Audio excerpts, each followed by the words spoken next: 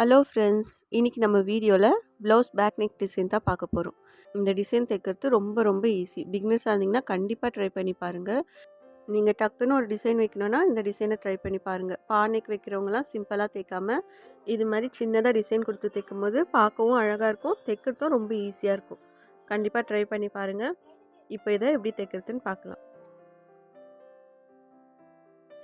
இப்போ இதை தைக்கிறதுக்காக லைனிங்கில் பேட்டர்ன் போட்டு வச்சுருக்கேன். இப்போ நான் எடுத்துருக்க அளவு வந்து ஒயரும் ரெடி அளவு எனக்கு 13 இன்ச்சு தேவைப்படுது. அது கூட மேலே ஷோல்டர் ஜாயின் பண்ண 1/2 இன்ச்சும் கீழே அடித்து திருப்ப 1/2 இன்ச்சும் சேர்த்து 14 இன்ச்சாக எடுத்திருக்கேன். ஷோல்டர் 6 இன்ச்சு எடுத்திருக்கேன். ஆமூல் இறக்கம் 6.5 இன்ச்சு எடுத்திருக்கேன். செஸ்ட் லைன் 9 இன்ச்சு எடுத்திருக்கேன். அங்கேருந்து தையலுக்காக 1.5 இன்ச்சு எடுத்திருக்கேன். கீழே வேஸ்ட் லைன் 8 இன்ச்சு எடுத்திருக்கேன். டாட் பிடிக்க 3/4 இன்ச்சு சேர்த்து எடுத்திருக்கேன். அது கூடவே தையலுக்காக 1.5 இன்ச்சு எக்ஸ்ட்ரா எடுத்திருக்கேன். இப்போ நம்ம நெக்கை மார்க் பண்ணிக்கலாம். நெக்கோட அகலம் வந்து 2.5 இன்ச்சு எடுத்திருக்கேன். நெக்கோட இறக்கம் வந்து 9.5 இன்ச்சு எடுத்திருக்கேன். இப்போ நம்ம மார்க் பண்ணதை அப்படியே பாக்ஸ் மாதிரி போட்டு விட்டுக்கலாம். இப்போ நம்ம கழுத்தோட அகலம் மேலே 2.5 இன்ச்சு எடுத்திருக்கோம். கீழவும் அகலத்தில் 2.5 இன்ச்சு வச்சு மார்க் பண்ணி கோடு கிழிச்சிருக்கோம். இது மாதிரி போட்டு பானைக்கு வெட்டும் போது நமக்கு மேலே அகண்டும் கீழே வந்து குறுகியும் வர மாதிரி வரும். அதனால நம்ம கீழே வந்து 2.5 இன்ச்சு மார்க் பண்ணியிருக்கோம்ல, அங்கேருந்து ஒரு 1/2 இன்ச்சு எக்ஸ்ட்ரா எடுத்துக்குங்க. உங்களுக்கு எந்த அளவு வருதோ அதுலேருந்து ஒரு 1/2 இன்ச்சு எக்ஸ்ட்ரா எடுத்துகிட்டு அங்கேருந்து மேலே வந்து நம்ம கோடு கிழிச்சிக்கலாம். கீழே தான் 1/2 இன்ச்சு எக்ஸ்ட்ரா பண்ணணும், மேலெலாம் கிடையாது.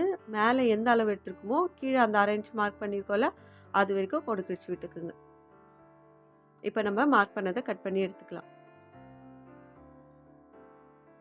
இது மாதிரி கட் பண்ணிங்கன்னா உங்களுக்கு பானைக்கு வந்து ஓரளவுக்கு கரெக்டாக வரும். இப்போ மேலே இருக்க அந்த 2.5 இன்ச்சு கீழவும் வச்சு வெட்டியிருந்தோம்னா நமக்கு கீழே வந்து இப்படி குறுகி இருக்கும். நம்ம மேலே வைக்கிற அளவை விட 1/2 இன்ச்சு கீழே எக்ஸ்ட்ரா வைக்கணும். அப்போ தான் நமக்கு பானைக்கு வந்து ஓரளவுக்கு கரெக்டாக வரும். இப்போது மெயின் பீஸில் இந்த லைனிங்கை வச்சு நம்ம அட்டாச் பண்ணிடலாம். மெயின் பீஸோட நல்ல பக்கம் எடுத்துக்கோங்க. நல்ல பக்கத்து மேலே லைனிங்கை இது மாதிரி போட்டுக்குங்க. கரெக்டாக வச்சு துணி நழுவாமல் இருக்க குண்டூசியால் பின் பண்ணிக்கிறேன்.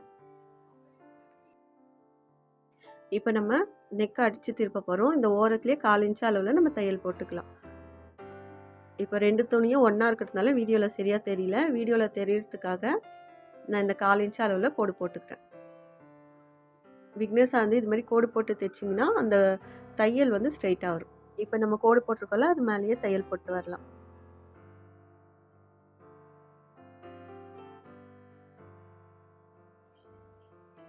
கீழே திரும்புகிற இடத்துல ஊசி அது மாதிரி நிறுத்திட்டு திருப்புங்க. அப்போ தான் அங்கே ஷார்ப்பாக நமக்கு கிடைக்கும். அதே மாதிரி மேலே வரும்போதும் ஊசி நிறுத்தி திருப்பிட்டு இது மாதிரி மேலே எடுத்துகிட்டு வாங்க.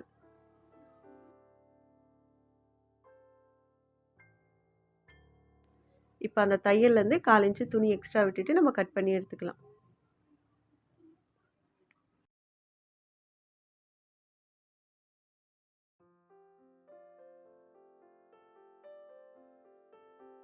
இப்போ நம்ம ரவுண்ட் நெக்காக இருந்தால் சின்ன சின்னதாக கட் பண்ணிவிட்டு திருப்போல் பானைக்குலாம் இந்த 2 ஓரத்தில் மட்டும் அந்த தையல் மேலே படாமல் கட் பண்ணிவிட்டு திருப்பினாலே கரெக்டாக வரும். இப்போ நம்ம 2 ஓரத்துலையும் கட் பண்ணியாச்சு. இதை திருப்பி விட்டுக்கலாம்.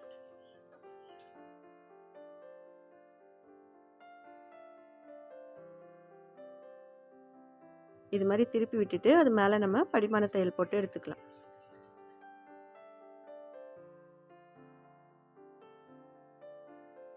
படிமான தையல் போடும்போது கூட 2 கார்னர்லேயும் ஊசியை நிறுத்திட்டு திருப்புங்க. அப்போ அந்த ஷேப் வந்து நமக்கு அழகாக வந்துடும். இதெல்லாம் சின்ன விஷயந்தான். ஆனால் சின்ன சின்ன விஷயங்களை நம்ம கவனம் வச்சு தைக்கும் போது சிம்பிளான டிசைனாக இருந்தாலும் ஃபினிஷிங் வந்து நமக்கு அழகாக வரும்.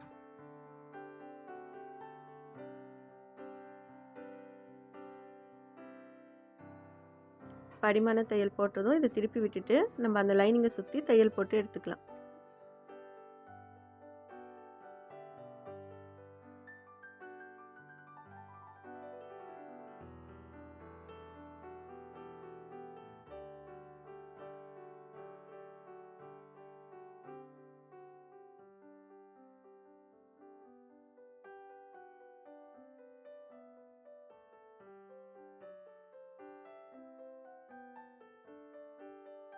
இப்போ லைனிங்கை சுற்றி தையல் போட்டதும் லைனிங்கை விட எக்ஸ்ட்ரா இருக்க அந்த மெயின் கிளாத்தை கட் பண்ணி எடுத்துக்கலாம்.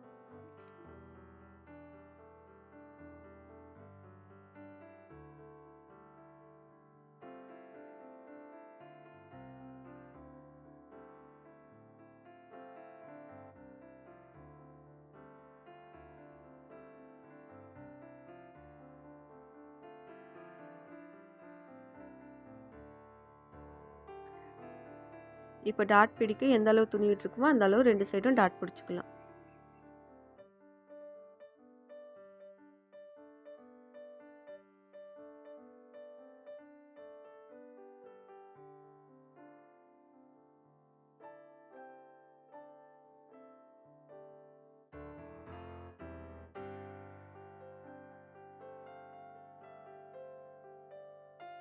இப்போ கீழே வந்து நம்ம ஸ்ட்ரெயிட் பீஸ் கொடுத்து அடித்து திருப்பிக்கலாம்.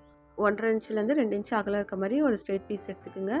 அது ப்ளவுஸோட நல்ல பக்கத்து மேலே இது மாதிரி வச்சுக்கோங்க. 1/2 இன்ச் அளவில் அப்படியே தையல் போட்டே வரலாம்.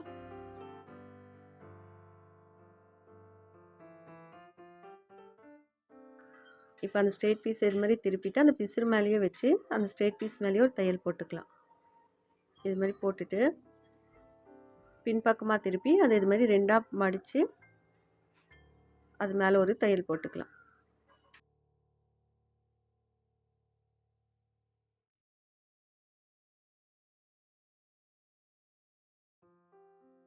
இப்போ நார்மலாக நம்ம லைனிங் ப்ளவுஸ் பேக் சைடு எப்படி தைப்போமோ அது மாதிரி தைச்சிருக்கோம். இப்போ தான் நம்ம டிசைன் வைக்க போகிறோம்.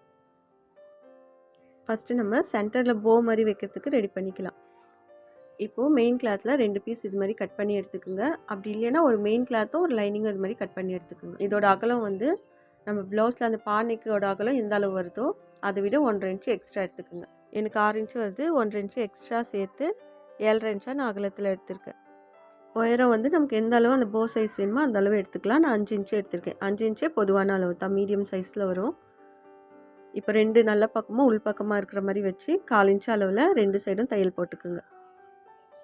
இது மாதிரி அகலத்தில் தைச்சிக்குங்க. இப்போ வந்து நம்ம திருப்பி விட்டுக்கலாம். நல்ல சைடு உள்ளே இருக்கிற மாதிரி வச்சு தைச்சிக்குங்க. அப்போ தான் திருப்பும் போது நல்ல பக்கம் வெளியே வரும். இது மாதிரி வந்ததும் இதை அயன் பண்ணி எடுத்துக்குங்க. அப்படி இல்லைன்னா கையிலே இது மாதிரி நல்லா ப்ரெஸ் பண்ணி விட்டுக்குங்க. இப்போ இதை சென்டர் மார்க் பண்ணிக்கலாம். நான் 2ம் மெயின் பீஸ் எடுத்ததுனால நான் அப்படியே எடுத்திருக்கேன். நீங்கள் வந்து லைனிங்கும் மெயின் பீஸும் எடுக்கிற மாதிரி இருந்தால் லைனிங் கீழ்ப்பக்கமாக வர மாதிரி எடுத்துக்குங்க. மெயின் பீஸ் மேலே வர மாதிரி எடுத்துக்குங்க. இப்போ நான் சென்டரை மார்க் பண்ணி ஒரு கோடு கிழிச்சுக்கிறேன். இப்போ இந்த கோட்லேயே குட்டி குட்டியாக இது மாதிரி ப்ளீட் பிடிச்சி இப்படி வச்சுக்குங்க. இது மாதிரி பிடிச்சிட்டு இந்த கிராஸில் ஒரு தையல் போட்டுக்கலாம். அந்த சென்டரில் இது மாதிரி தச்சுக்குங்க. இப்போ போ ரெடி ஆகிடுச்சு. இதை வந்து இது மாதிரி சென்டராக கரெக்டாக இருக்க மாதிரி வச்சுக்குங்க. வச்சுட்டு இந்த 2 சைட்லையும் நம்ம தையல் போட்டுக்கலாம். அந்த பானைக்கு வரதில் அந்த ஓரத்துலேயே தைக்காமல் அந்த பானைக்கு இந்த பக்கமாக தள்ளி அந்த போ மேலே ஒரு தையல் போட்டுருங்க. நம்ம பார்டர் வைக்கிறதுனால அந்த தையல் வந்து மறைஞ்சிடும். நீங்கள் முன்னாடியே தைச்சிட்டிங்கன்னா அந்த தையல் அப்படியே தெரியும். அதனால் கொஞ்சம் தள்ளி நீங்கள் அந்த போ மேலே தைச்சி விட்டுக்குங்க. தைக்கும் போதும் இந்த ப்ளீட்லாம் கரெக்டாக வர மாதிரி வச்சு தைச்சிங்கன்னா அது பார்க்கவே அழகாக இருக்கும்.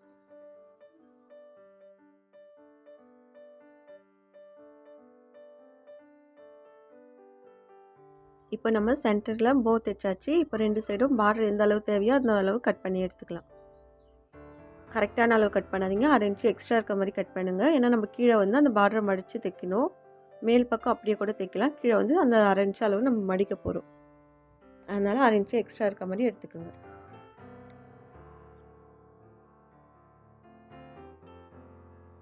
இந்த சைடு நான் ஒரு 1/4 இன்ச்சு அளவு மடிச்சுக்கிறேன். 1/4 இன்ச்சு மடிச்சுட்டு அந்த ஓரத்துலேயே வச்சு நம்ம தைச்சிட்டு வரலாம். பார்டரோட அகலம் எந்த அளவு வேணுமோ அந்த அளவு நம்ம மடித்து தைச்சிக்கலாம். கரெக்டாக அந்த பானைக்குள்ளேயே வர மாதிரி தைங்க. அந்த போ வருதில் அந்த தையல் போட்டிருக்கோம்ல, அந்த தையல் வந்து அந்த பார்டர்லேயே மறைஞ்சிடும். கீழே வரும்போது அந்த 1/2 இன்ச்சு அளவு உள்பக்கமாக மடிச்சுட்டு தைங்க. அதே மாதிரி இந்த சைடு அளவும் ஒரு 1/4 இன்ச்சு அளவு மடித்து தைச்சிக்கலாம்.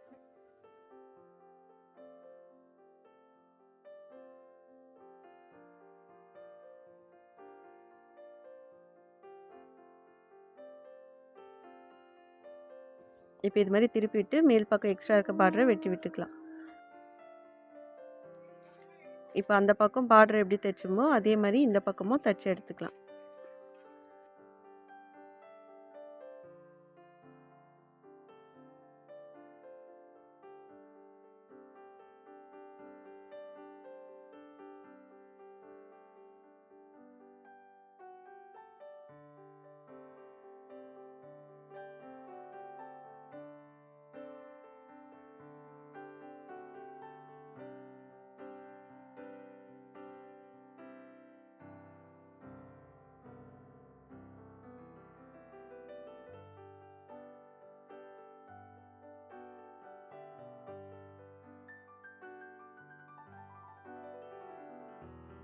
இப்போ மேல் பக்கம் எக்ஸ்ட்ரா இருக்க பார்டரை கட் பண்ணிவிட்டு அது மேலேயும் ஒரு தையல் போட்டுக்கலாம்.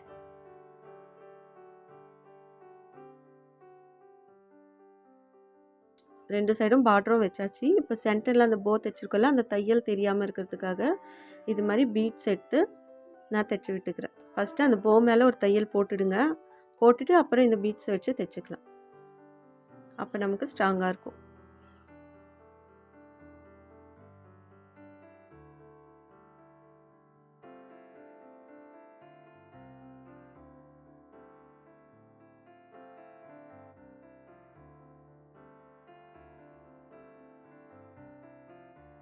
இது மாதிரி எல்லா மணியும் ஒன்றா வச்சு தைச்சிட்டு 2 மணிக்கு சந்தில் ஒரு தையல் போட்டுக்குங்க. அப்போ நமக்கு இன்னும் ஸ்ட்ராங்காக இருக்கும்.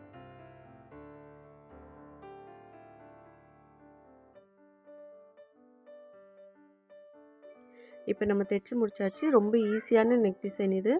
பானைக்கு வைக்கிற மாதிரி இருந்தால் இதை கண்டிப்பாக ஒரு முறையாவது ட்ரை பண்ணி பாருங்கள். பிகினர்ஸ் கூட ரொம்ப ஈஸியாக ஸ்டிச் பண்ணிடலாம். இந்த வீடியோ உங்களுக்கு பிடிச்சிருந்தா லைக் பண்ணுங்கள், ஷேர் பண்ணுங்கள், சப்ஸ்கிரைப் பண்ணுங்கள். தேங்க்ஸ் ஃபார் வாட்சிங்.